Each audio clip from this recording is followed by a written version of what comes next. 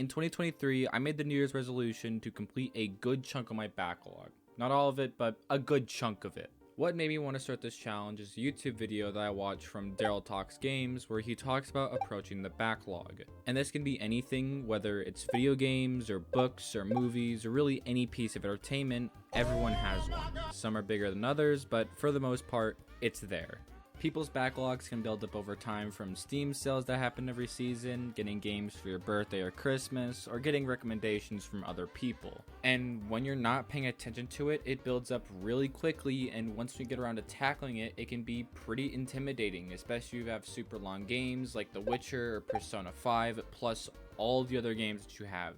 I'm not going to go into too much detail on how to tackle your backlog, but some things are good to know for starting to tackle the backlog are: 1. Knowing how much time you'll have to spend to each game to help better strategize on what to play first. The website you're going to want to go to is howlongtobeat.com, where it tells you how long it takes to beat each game. Now, obviously, this isn't 100% accurate because it depends on your skill in the genre, but this will help you give an idea on how long it takes the average person to beat the game. The second thing is to try and not buy games during some great sales like the summer or winter sale, and let me tell you, this is a lot easier said than done, because holding back on getting some of these games is hard, like really hard. And it's okay to splurge every now and then, but just make sure you're actually beating more games than you are buying. And if you can try, limit it to 2 games, because once again, the more you buy, the more games are going into your backlog. And you might think you'll have to beat every single game on there, but here's the thing, you don't. If there's a game you're not having fun with, then remove it and move on to something else. For example, I tried Borderlands 2, and this game is genuinely so goddamn boring. It's just running around an empty map, killing gangs and mindlessly following a bunch of missions, and I wasn't having fun with it, so I took it off my backlog and moved on to something else. And when you go through your backlog, that's going to happen a lot more than you might think. And once again, that's alright. You might think that you aren't going to get your money's worth, but if you had fun with it, then it was worth it.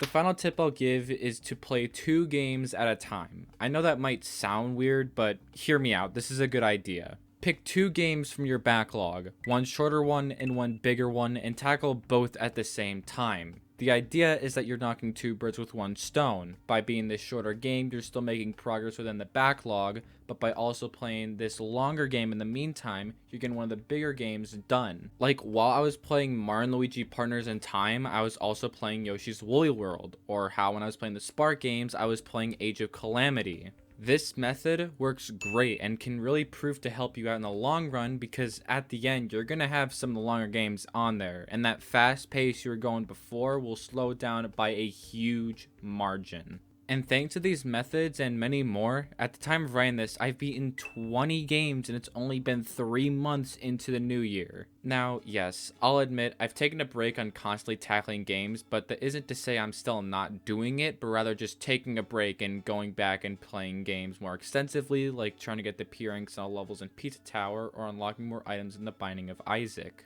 Of course, keep in mind that you aren't going to be constantly tackling games all the time, and that's fine. If you want to replay Mario Galaxy for the 12th time, then you do that. Or maybe you want to keep playing rhythm games like Osu, Quaver, Taiko, then that's fine as well. The point of the backlog is to have fun. Don't view it as a checklist or chore list, but rather new games to try, and every time you beat a game, it's an accomplishment. Whether it was piss easy or hard as shit, you're able to beat everything the game threw at you, and you should feel proud for doing that. Something else I thought about is the type of games that don't end, like Minecraft or Stardew Valley, and these ones technically have endings, but you can keep playing these games as much as you like. And it really depends on what you classify as beating a game. Maybe it's seeing the end credits, or seeing every little thing, or keep on playing until you're done with it. Personally, what I define as beating a game is seeing the story to the end and seeing the credits roll. I'm not someone who 100%s games, but every now and then I'll have the urge to see everything, but that's only if I have so much fun with the game that I don't want it to end. And that's a very rare occurrence. There's a couple of games I can think of that had this effect on me in recent years, with those being Amori and Pizza Tower. Most people that I've heard talk about their ways of dealing with their backlogs have said to just get through the main story and be done with it. And I honestly disagree. I mean, yeah, this makes the backlog go by faster, but at that point it becomes a checklist, which is something I want you to avoid. This shouldn't be something that intimidates you, but rather motivates you to play these games. Yes, it can seem scary to try and tackle the backlog, but I know that if I can do it, then so can you. So go out there, play some games, and have a good time doing it. That's the point of this hobby after all. To experience a whole new world, whether it's for the compelling storyline or simple gameplay. Either way, go have fun and play some good ass games.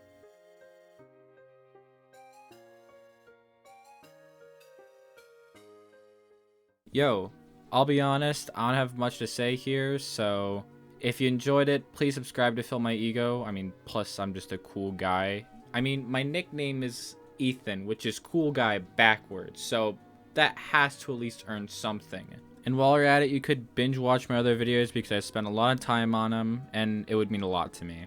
Alright, thanks for watching, and have a good day.